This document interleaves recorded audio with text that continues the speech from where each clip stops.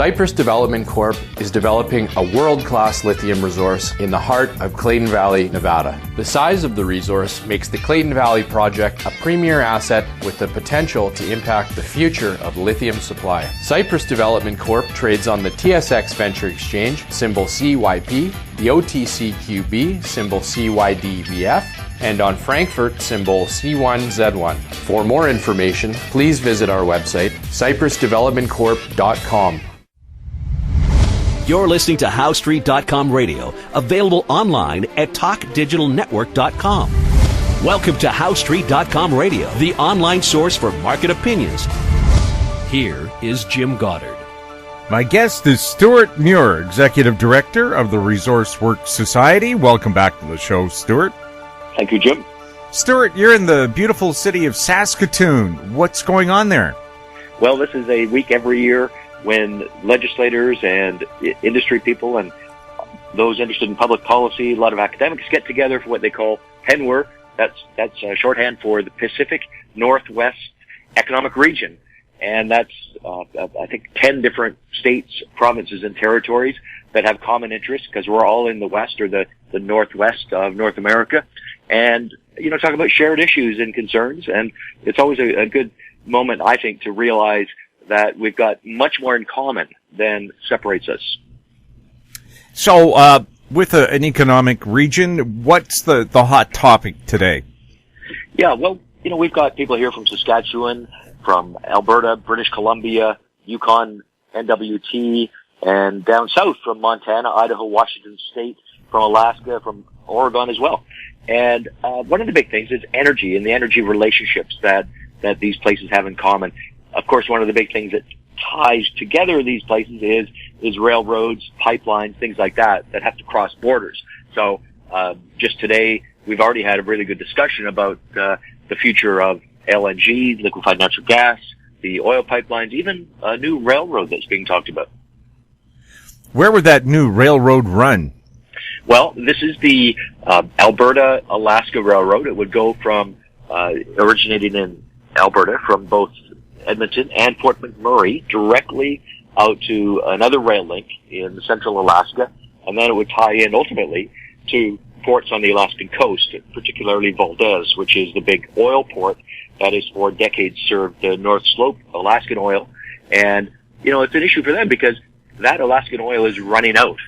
And so if over time they're able to connect with new supplies coming from the Canadian oil sands or even NWT or Saskatchewan, that would be a win for them because it would keep those very expensive, very efficient assets going. I mean, efficient in the sense that the Valdez port it's closer to Asian markets, which is where all the global growth is going to be in coming decades, a little bit closer to ship, whether it's LNG, whether it's coal, whether it's agricultural commodities or crude oil or other products like that. So, the business case, which is being talked about extensively here in Saskatoon this week, is interesting, and there's a lot of work to be done on it if they're going to make it go, but certainly got people talking. Plus, being railways, you don't have to have energy board hearings or have governments in British Columbia throwing up every court battle you can imagine to stop the shipment of the oil. Well, that's right, because in this day and age, the federal regulation of railroads remains something that is quite secure. But crossing borders, you do have potential issues. It would go through British Columbia as well as Alberta, Yukon on the Canadian side. And I think there's already a lot of people with BC's reputation kind of bruised right now as to its ability to or desire to play ball within Confederation and do unto others as they wish to be done to them. I think BC is seen as a little bit of a risky place right now, notwithstanding the success of LNG. I mean, that's definitely a good news story. But I think there's a wariness of risking future investments and prosperity for the whole country on one corner of it that is, politically kind of interesting. So, are people ganging up on BC, or are they having open discussions there? I think there's well-intentioned people from the BC government. There's an emissary from the Victoria NDP government here, who I think has participated and shown people that BC really is engaged in these issues. But at the same time, the reality is that we've seen a number of important projects that have encountered so much opposition, not necessarily majority opposition, but very vocal, small opposition that has affected political decision making. And that's kind of the place we're in. It's not only BC, of course, that has this issue. It's elsewhere, including in the States. But it seems to have been particularly consequential from BC. So there is this wariness, and it is a sense of, okay, what are the options? And the Alberta-Alaska rail, not ideal. I mean, a pipeline is the safest way. It's the most efficient way and lowest cost. So you think that would be the preferred way, but, there are those just saying, let's hedge our bets and look at other options too. Wouldn't the Alaska-Alberta Railway cost jobs in BC? Well, that's kind of a unfortunate part, because the building of infrastructure is a big job creator during the construction. And I know there are those who poo-poo that, that's only temporary. Well, it's for those who have a job for 3 or 4 years and supporting their family before they move on to the next big project they work on. That's part of their livelihood, and they don't themselves dismiss it. And then also, of course, when you operate these things over a long period of time, you have terminals. You need all the longshore workers. You need to have the safety and the environmental protections. All of that represents economic expenditures that are part of the benefits. So I think BC is saying we're not so sure we want those benefits, and that has an impact on the economy and jobs. So yeah, definitely a place like Alaska would love that, because they have various economic challenges themselves, and they would love nothing more than to take the things that BC is hesitating on. Plus, politicians saying, oh, well, those are only temporary jobs. Political jobs are pretty temporary too, and yet it seems to me they take them. That's right. That's a very good point. They come with great benefits, just like jobs as welders and other construction workers do, and then they move on to the next thing. That's an excellent point, Jim. We'll have more with Stewart Muir right after this. I'm Douglas Mason, CEO of Naturally Splendid, symbol NSP on the TSX Venture Exchange. Naturally Splendid is a biotechnology and consumer products company focused on the global cannabis and health markets. Naturally Splendid is expanding distribution in this rapidly growing market with products currently in Canada, the USA, South Korea, Germany, and Australia. To view our comprehensive company presentation and for more information, please visit our website at naturallysplendid.com. Grand Portage Resources' Herbert Gold Project in southeast Alaska highlights increased gold resource, indicated and inferred, of 860,000 ounces, in excess of 10 grams per ton gold. Expansion drilling is planned on the Herbert Gold property for the summer of 2019. Grand Portage Resources trading symbols are GPG on the TSX Venture, GPTRF on the OTCQB, and GPB on Frankfurt. For more information, please visit our website, grandportage.com. Welcome back. We're speaking with Stewart Muir. Stewart, are they talking about coal at that economic conference? Yeah, well, coal, right now you often hear it referred to dismissively as the fuel of the past. In actual fact, it's the fuel very much of the present. That's the reality around the world, where look at, say, Bangladesh. I was just reading this week, they are eager to solve their energy poverty by expanding their imports of coal from Australia, which produces a lot of thermal coal that is used to create electricity. Bangladesh, even though it's also in a place that's affected by climate change, they're on basically a big river delta, they have no choice but to expand their energy. They aren't sold on the idea that is held up so often as, just put some solar panels or wind turbines up, because they know that there's a lot of hype around that area, and even though diversity of the supply is a good thing, they also need reliability and affordability. And you can really only get that from the big, heavy industrial scale suppliers of electricity, especially in a place that's short of land, like Bangladesh. So, in Canada, there's a heavy dependency on coal for generation. In Saskatchewan particularly, some other places. And what's interesting, though, is that the government of Saskatchewan, and I was just talking to the energy minister a few minutes ago, Bronwyn Eyre, about the future of coal in this place.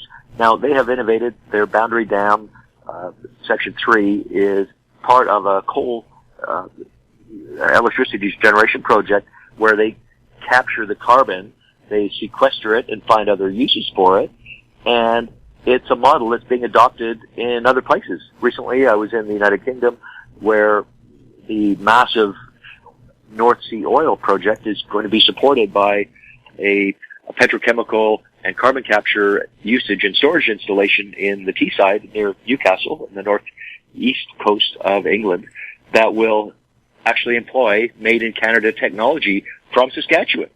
So it's quite ironic, I think, when I hear people in Canada dismissing the use of carbon capture technology, especially the Saskatchewan one, which was very expensive, but people in Canada at home here dismiss it because, it's not good enough. Well, actually, it's good enough for these other countries of the world that are coming to us for our technology. We should actually be incredibly proud, because when it comes to reliability, affordability, coal gives you that. And if you can mitigate the emission side, why wouldn't you want it? You know, the rhetoric out of Ottawa right now is, we have to sign this international agreement to end coal. We'll get together with Germany, which is trying to end coal, but really hasn't done a very good job of it at all. And we will, show others they can do that. Well, no one's really listening to that. China, India, they're building a ton of coal. Bangladesh, as I've said. So I think if we can, as a country, use our technology, our universities. I was at University of Saskatoon yesterday. Saskatchewan in Saskatoon, and it is just a center of innovation in mining and energy. This is one of our strengths as a country, where we could export that knowledge, and we already are. So let's not give up on coal, because it is going to be an option for countries that see it as one, and there are plenty that do.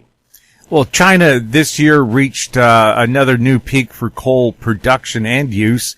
Isn't Saskatchewan's argument against coal or carbon taxes, there's carbon capture technology that can mitigate the coal, so why not concentrate on that instead of trying to tax people higher? Well, that's right. And, there's certainly arguments for carbon taxing in order to cause, say, industry to improve its equipment and get more efficient infrastructure and that kind of thing. That makes some sense, I think. As to the consumer side of that, that's politically, we've already seen in a couple of provinces, it's not something the public is connecting. They're not seeing why their personal quality of life is improved when there's a carbon tax. It's not adding up yet. So I think the politicians who are committed to that need to keep working on the marketing of the idea, because right now it's not going over that effectively. But as you say, Jim, with Saskatchewan saying, well, we're going to power through this, I think that's almost the more natural way to do it. Let's recognize that the world's population is growing. Let's recognize that the whole world wants to live the way we do in North America, and whether we like it or not, they're going to do whatever they can to achieve the quality of life that they see us enjoying.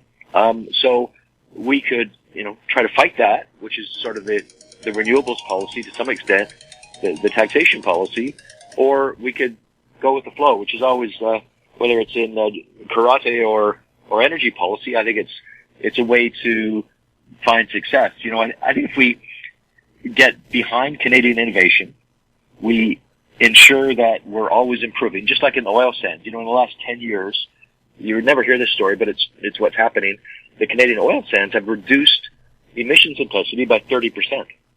So much so that the heavy oil, the bitumen, as it's sometimes called, is the same emissions intensity as the average U.S. barrel of oil. Now, that's not what you hear in a lot of the news media.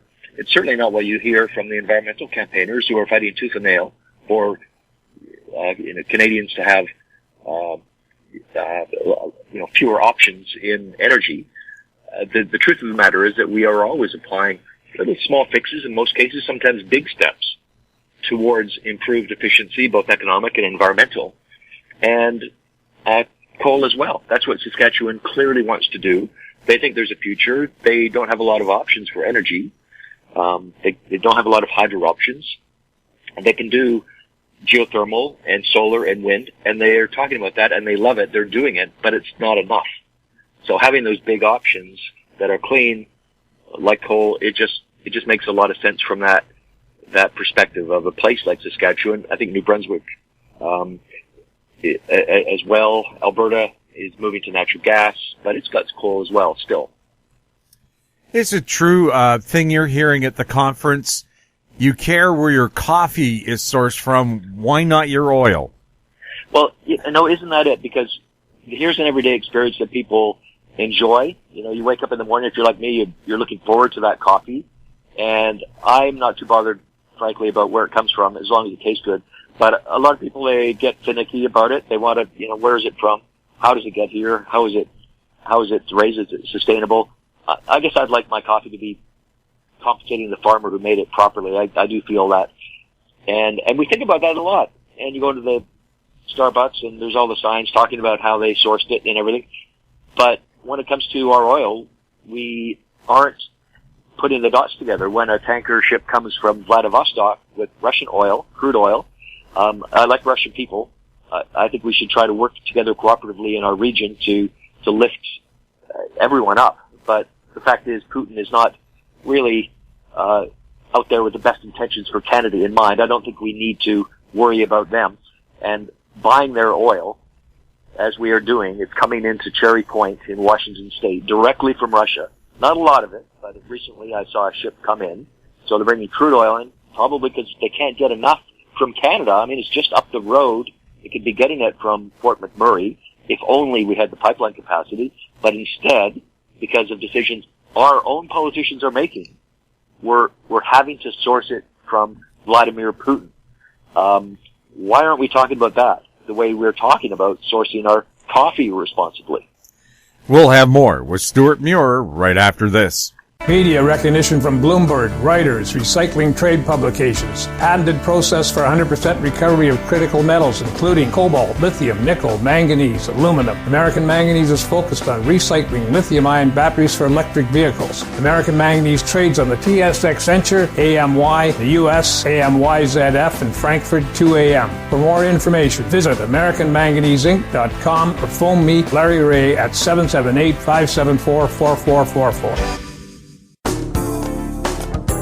Don't miss out. Stay informed. Receive the HowStreet.com weekly recap with thought-provoking podcasts, radio, and articles delivered to your inbox. Sign up for the HowStreet.com weekly recap on our homepage at HowStreet.com. Welcome back. We're speaking with Stewart Muir.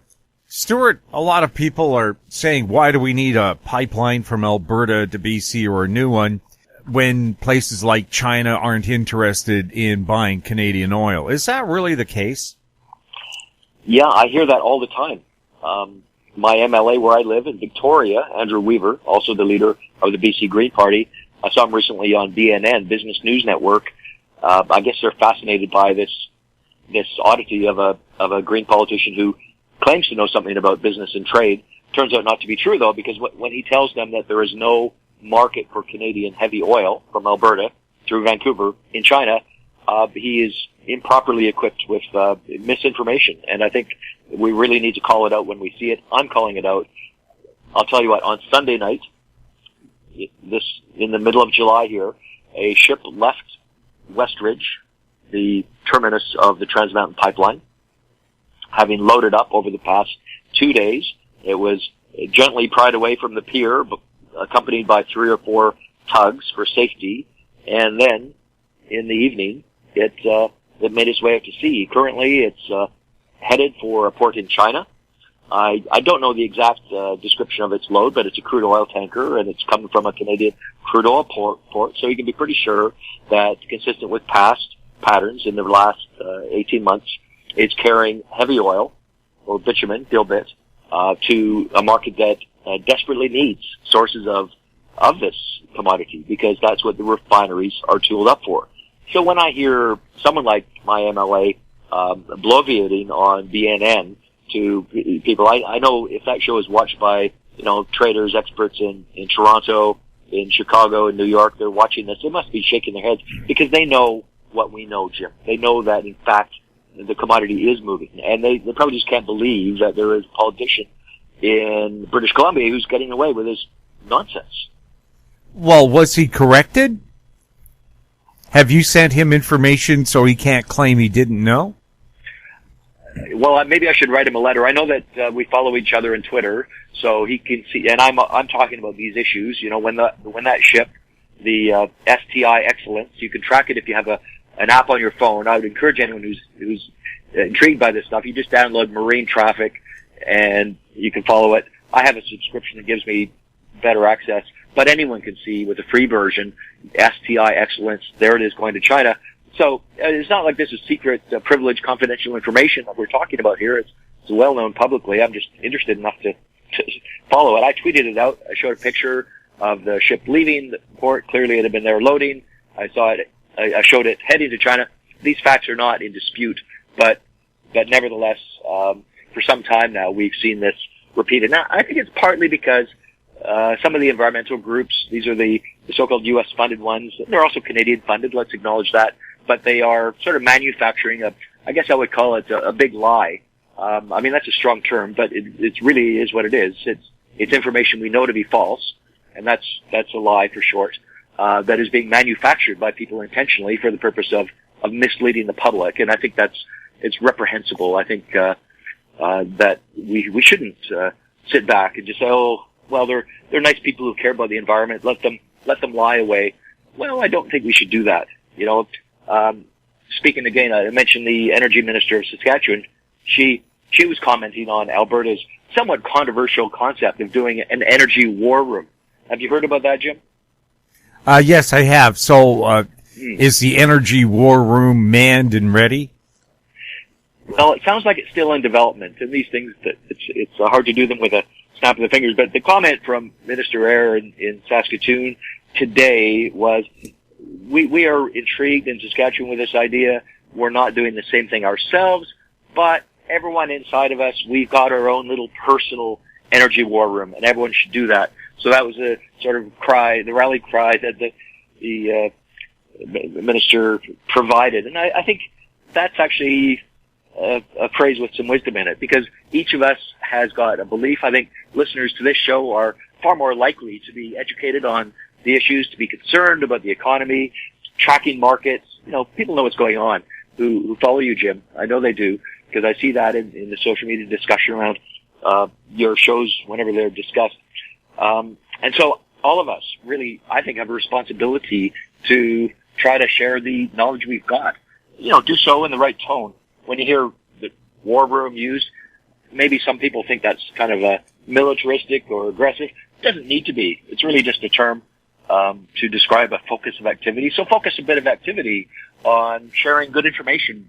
You know, there's talk about good information this week. I noticed that two of the major Canadian companies that produce energy and employ tens of thousands of Canadians, those companies, Suncor, Canadian Natural Resources Limited, they both issued their sustainability reports. And, you know, it's amazing the progress that they're making. It's a little bit here, a little bit there, but it adds up to something when you do it year after year.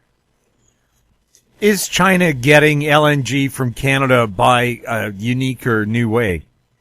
Well, last week we saw Fortis BC. That's the energy utility. They have distributed natural gas. If you're in Vancouver, you'll get your natural gas from Fortis, other places as well.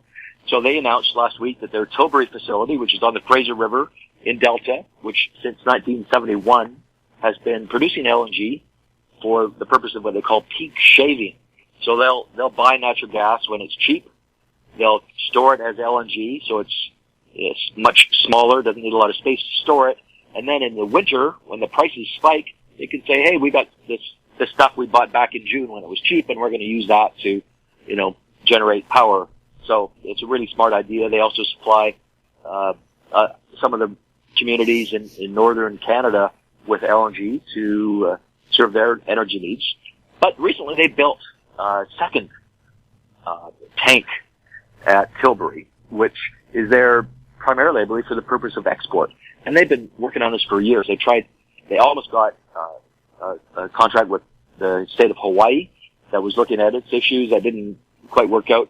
But recently, we've now got China. So they're going to be taking these cryo tanks, which are like big thermos bottles. I mean, they are thermoses because their purpose is to keep that liquefied natural gas, which is 160 degrees below zero, keep it cool. And when you keep it cool, you're keeping it compressed. And then ship it to China. So it's relatively small. It's, I think, about 1/50th the size of the LNG Canada project in Kitimat. It's 0.25 megatons